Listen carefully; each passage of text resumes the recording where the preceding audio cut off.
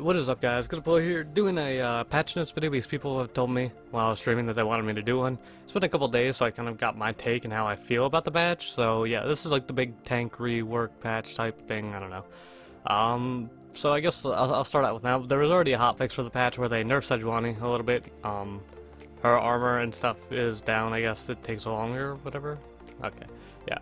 Her it has a longer cooldown than it does now. It used to be 9 at all ranks, now it's 15, 12, 9, and 1, 7, and 14 is when it gets a cooldown, which, whatever. I'll get into my opinions on Sejuani once I get there. Let's see, Gargoyle Stone Plate,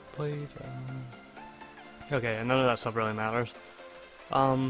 Anyways, moving on, let's see. Alright, so Sejuani is the first thing. She got reworked. She's more annoying now, like, oh wait, this is also some hotfix nerfs too, but these are the hotfixes that still got changed. Alright, so yeah, just they got nerfed and he got buffed. There you go for that. Now let's move on.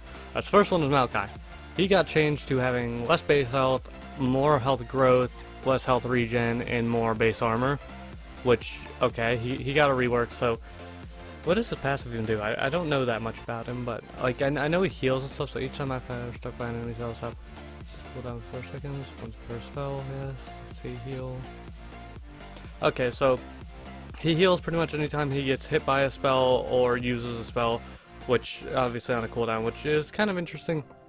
I've actually seen him get a bunch of like big heals, which I was never really sure why, but Maokai doesn't bother me that much. His Q was now, it was renamed, whatever. It's pretty much the same thing almost. It just kind of knocks you back, and yeah. Whoa. His W is again pretty much the same thing now. It just the root rotation isn't as long late game. Yeah, again, I don't really care about that. Now, his E and his R were pretty much the big changes, which I think are kind of strange and cool at the same time. His saplings are kind of useless if you don't throw them into a bush. But if you throw them into a bush, they get bigger, they slow you, and then it winds up when it hits you, it will like stick to you, and somebody's messaging me on Steam. We'll worry about this in a second. Leave me alone. Alright. I'm sorry about that. And then it'll stick to you and slow you again. It's kind of strange because I guess it does double damage right there, as it says, pretty much 100% extra damage. So that's kind of cool. I do think it's strange because you'll run through your jungle and get hit by a big sapling, and you're just like, God, this sucks. But oh well, you got to deal with it. His R, essentially, it's no longer the whole invincibility thing type stuff he had, I know it's not really invincible, but it was pretty much he just never died with his old R.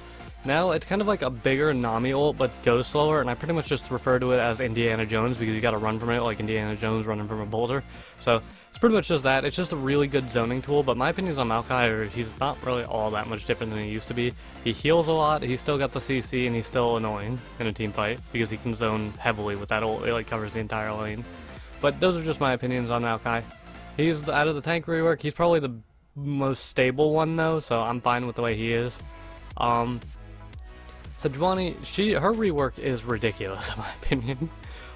So her base armor is down, her armor stat is up, her armor growth stat is up, her attack range is up, her attack damage is down, her attack damage growth is down, her attack speed is down, and her attack speed growth stat is up by a bit. Her new passive, essentially, she like gets a lot of armor from her passive. It doubles her total resistance and then adds 100 bonus armor on it. Which is kind of ridiculous because I've seen some Sejuanis have huge amounts of armor, like 700, stuff like that, and that's ridiculous. It recharges after 9 seconds, and it's kind of annoying. Oh, I didn't know she also got immune to slows with it. Dang, that's ridiculous. Damage from minions monsters don't break it, which is kind of also annoying, but yeah. The whole frost armor thing is ridiculous right now. But that's one of my main issues with Sejuani. She also does way too much damage right now, but moving on. Enemies stunned by Sejuani are frozen, causing their first spell and attack to deal against them to deal bonus damage, which is maximum health damage, which is again ridiculous because she does up to 20% and targets max health damage, which is not needed. She's a CC bot tanky person who gets 700 armor and does way too much damage. That's right there. This thing right here is what triggers me the most. It's just like, you'll run into her, you'll get hit, and then it's just like, oh, well, there goes my whole health bar, and you're just like, oh, yeah, that's fun.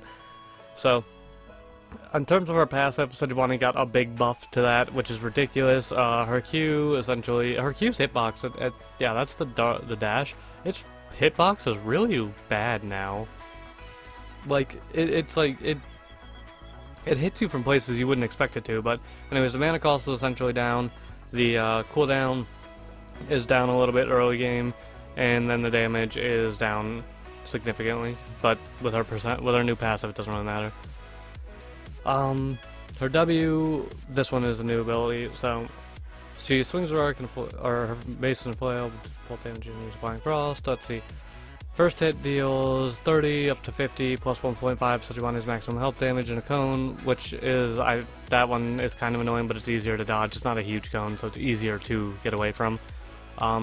Second hit deals more, which again, kind of annoying, but this ability is kind of easier to dodge. I don't really mind that one too much. I just wish, again, it wasn't maximum health damage from her. Like, I hate that so much.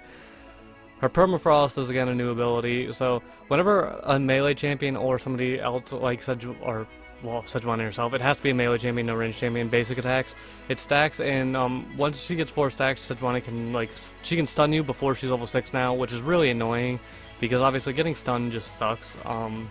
That's pretty much the whole ability, she can just stun you. Like, really, that's about it. Her R is pretty much like the same thing, almost, except for it only stuns one person, and it leaves behind an ice storm that explodes. Kind of like, I guess you could say almost like a smaller Nunu one, but not as good as Nunu's. But, again, that's not a big deal. It's just, her percent health damage is what I hate about her, and she's really strong because of her percent health damage. Alright, Zac, he didn't get changed all that much. This is one I played with, and I can give you my actual opinions on him. Essentially, Zac's passive, same thing as usual, but yeah, he dies, he's exposed into 4 little Zacs, and you either kill them, or he comes back to life, essentially, kind of like Anivia with her egg. But my favorite thing about his rework is his voice gets higher pitch when the lower his health gets. That's the one I like, but anyways, we'll move on. So his Q, you can read all the damages here, but essentially, his Q, it's kind of like a Hulk smash type thing in a sense. Well, not a Hulk smash, just kind of like, you grab one thing with your Q and it sticks to them, and if you auto-attack something else in the area, it will slam the two together, which is really entertaining to see. It's really hard to use and really not that reliable, just because the chances of you auto-attacking something, say if you're in the jungle, you have to find a camp or something to auto, so it's just so easy to get away from it, which is kind of not that great of an ability in my opinion, but if you can use it and get the slam together, it's not bad, but it's not the most useful thing. His W is not changed at all, his E isn't really not changed much, it's pretty much the exact same thing, you just jump. That's about it. So, yeah. His R now is, his R is like a worse form of his old R. You essentially, you smush yourself down into like let's say a pancake, and then you're immune to CC and stuff, but you can still take damage. And then you, if anybody's on top of you when you let go of the R button, you'll grab them and jump towards a short distance in the desired area you want, which I mean, I can understand the point of like, yeah, you're jumping in, you're engaging with it, but because it gets bigger the more you channel it, it's harder to actually grab somebody with it and be effective, opposed to his old R where it was just bounce, bounce, bounce. So, in my opinion, his old R was better. This new R is just kind of like his old R, except for with a single bounce, essentially. That's that again. So, I mean, I get they wanted to change Zac, but I don't know. I don't think his rework was really needed at all. Alright, anyways, moving on to the new items. So there's the Adaptive Helm, which essentially build path, all that stuff, gives you 55 MR, 300 health. It's 10% CDR and health, base health regen. Whenever you take damage from a spell, you'll take 15% less damage from that same spell for the next 4 seconds. So let's say Talia's Q, Syndra R, stuff like that, it will do 15% less damage for 4 seconds. That's nice. That's actually a really good thing. Gargoyle Stone Plate, which is probably my new favorite item from this. It gives you 40 MR and 40 magic resist, but if 3 or more enemies are nearby, those effects double. Plus, it has an active that lets you grow, and you get 40% more health, but reduce damage by 60%. But if there's 3 enemies nearby, that you could double your health, essentially. So, that's really nice. Like, I like building this now in Kindred a lot just because the 80 MR and stuff, if you get jumped on, is just really nice. Plus, if you really need the passive to just survive for a minute, you can use it, even though you do less damage, but it can keep you alive until your team can get there, which is a really, really good thing. And it kind of replaces GA for me, because the reason I bought GA was for the MR and armor, and GA no longer having MR, this is a lot better for me. Alright. Sunfire Cape gives you less, 75 less health, 10 more armor. Burn damage is down a bit, yeah. And then it does more against minions and monsters. Burn radius is also down. Bambi Cinder, burn radius is down. Cinder Hulk, pretty much the same as Sunfire. They do literally the same thing now at this point. Moving on, except for one gives you armor, one doesn't. Spirit Visage gives you pretty much same thing. Less health, more magic resist, and then heal. Its passive is buffed. It's kind of like most things. Dead Man's Plate, less health, more armor. You don't lose your entire set of momentum whenever you die, or not whenever you die, whenever you auto attack. And yeah, that's pretty much it. Randuin's, its health is down by 150, its crit reduction is up by 10%, so now it's at 20%, and then its active is also up by a 20% slow, so it now does a 55% slow for 2 seconds, which is a really nice slow actually. Randuin's, you need 250 less health to activate its passive, you gain more health per second, and its cooldown upon taking damage has been lowered, so essentially they just made that better. Again, that's it. Banshee's Veil. Banshee's Veil and Abyssal Scepter have been swapped, essentially. They're pretty much the exact... Banshee's Veil is pretty much the old Abyssal Scepter. Old Abyssal Scepter is pretty much Banshee's Veil. The only difference is they both kept their passive. So Banshee's Veil now giving you the offensive stats that the Abyssal Scepter gave you, but it gives you a spell shield instead of the 10% magic damage, and Abyssal Scepter gives you the stats that old Banshee's Veil gave you, but now it gives you a... now it does 10% more damage. So Scepter is now defensive, Veil is now offensive, essentially. GA no longer gives you magic resist, but gives you 40 AD and armor now instead, because that was needed. Also gives you 30 armor, now 60. Again, not needed, but oh well. Sterox Gauge now gives you 30% base attack damage. Its shield now gives you, I believe it's based on 75% of your bonus health instead of 30% of your max health to try to keep it for Juggernauts, and that's pretty much it. And then obviously Lifeline triggers grow in size, gaining 40% additional base attack damage. Doran's shield was reworked. It cost 50 less gold. Gives the same amount of health, blah blah blah. Remove, no longer reduces damage from basic attacks or armor or single target spells, but instead now it does basic attacks deal plus 5 damage to minions on hit, and regain 20 health over 10 seconds after taking damage from an enemy. Yeah, after taking damage from an enemy champion. And actually, that health kind of seems a little bad. Oh well.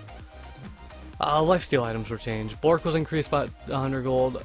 Death Dance, 3 second, taking damage over 3 seconds effect has been doubled, so now it's now 30%, and it gained 5 more AD. Bloodthirster gained 5 more AD. Ravenous Hydra gained 5 more AD. Crit items.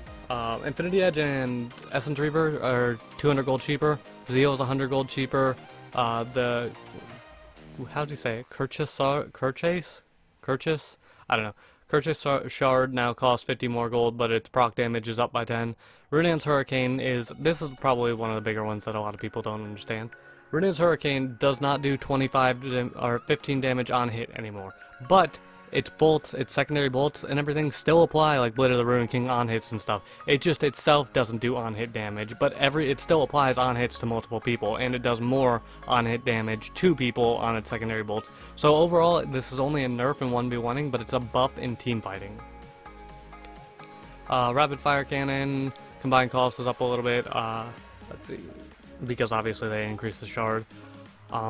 Damage to champions is down by 40, and attacks become energized 25% faster. There you go. Combined cost for Shiv up, damage is up a little bit, and then let's see, the bonus damage versus minions is down. So yeah. Phantom Dancer is up 50 gold, and combined cost is up. Armor pen items, these are the ones I don't think they needed to, I don't think they needed to nerf Last Whisper and Cleaver. I feel like they should have nerfed one, but they nerfed both. So last boost was 35% armor pen from 45 now, same with Lord Dominic's, and same with Mortal Reminder. And the Black Cleaver is 4% armor shred per stack, and max armor shred is down from 30% to 24%. I feel like they should have either just done LDR and left Cleaver alone, or done Cleaver and left LDR alone, but we'll see. Especially with Sejuani, you know, getting 800 armor now. Support items and quests. I've been playing a lot of Rakan. We're not going to talk about my win rate. I've been playing a lot of Rakan, so I kind of played with these, and I like these a good bit. The Ancient Coin one, essentially, you no longer get money based on kills and stuff around. You get occasionally there is a coin that will pop out. There's a blue coin and a gold coin. The gold coin gives you 20 to 30 gold. If you upgrade it to tier 2 and 3, you get 30. If you're on tier 1, you get 20. And the blue coin gives you 8% of your missing mana with a baseline of at least 15 mana. So here's what this does, essentially. Once you collect 650 gold from the coin, from the, what is it called? The gold coins, you gain an elixir of, I think, skill is what it's called, and you gain a free level, or skill point, not a level, a skill point, which lets you level up an ability, which this is also the most tilting thing in the world for me, because once you get level 18, the game keeps telling you, you have one skill point, and you're like, no, I don't have one skill point, I'm already maxed, just go away, and then it keeps the arrows there. That tilts me. But yeah, so that just gives you a free skill point once you get the 650 gold. Other than that, the items really not changed. Relic Shield, again, 650 gold from its passive, and then instead you get a passive shield that generates over when you're out of combat. It's 250 plus 5 per level. So, yeah, and executing minions accelerates the regeneration. Spell Thief's Edge, again, get 650 gold with its passive, and then essentially you get a Queen's Tribute, which causes the procs from the tribute, aka when you hit somebody, to increase your movement speed by 50% for 1 second. Again, cool. So, yeah, that's pretty much the support item quest. And then essentially just crowd control tells you, like, right above your name, because people for some reason couldn't manage it before, that you were charmed or stunned or whatever. Endgame stats been changed, there's now more endgame stats, I guess. And yeah, that's pretty much all the like major stuff, I believe. Active item, oh yeah, the change with the active item. Oh wait, no, there's Rift Herald too. So Rift Herald is so ridiculously weak, it's not even funny.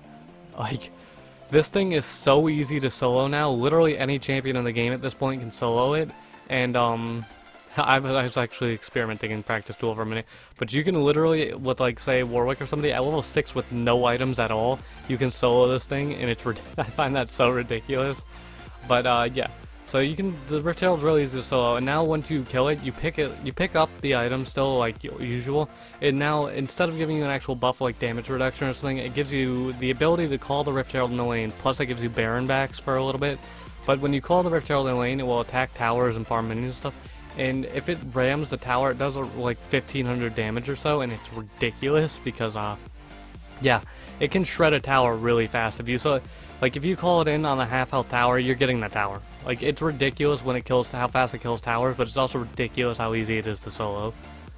So I don't like that. Let's see, magic resist per level. Every champion now gets magic resist per level, so yay for that. Graves, he can't use his ult and then E and cancel it again. I don't really care about that. That's not a significant change to Graves, really. Let's see, just a bunch of bug fixes from this point. And then Poacher's Dirk, they're trying to change that again. This item's just, the items are going to be useless and going to remain to be useless because of this right here. Nobody wants to buy an item. Like, yeah, it's nice because you make more gold off it or whatever, but nobody wants to buy an item like this and then have to wait 50 seconds between each camp to, like, get the dirt. Like, if I go and take half the enemy's jungle, I want my reward. I don't want to be like, oh, I took one camp, let me come back in 50 seconds to take another camp, when the camps take almost 2 minutes to respawn anyways. Like, as long as the cooldown's like this, it's not, nobody's going to want to take this item. Like, ever. It's just, they might as well remove it. It's not worth having. Let's see. Rotating game mode. This game mode is amazingly fun too. It's Darkstar. Essentially, it's a 3v3 on a new map, and you're all Thresh. Your hooks are global, and the lower your health get, the further like plays and stuff do. Your goal is to throw each other into the black holes, right, like this. So it's really fun. I love that game mode. It's just so relaxing to do. And then other than that, just a bunch of bug fixes, and then Darkstar, Orianna, and Kha'Zix are out, plus some of these. So, yeah, that's pretty much it. This was like a 20-minute patch note video, Jesus. Yeah, thank you for watching though, and see you guys next time.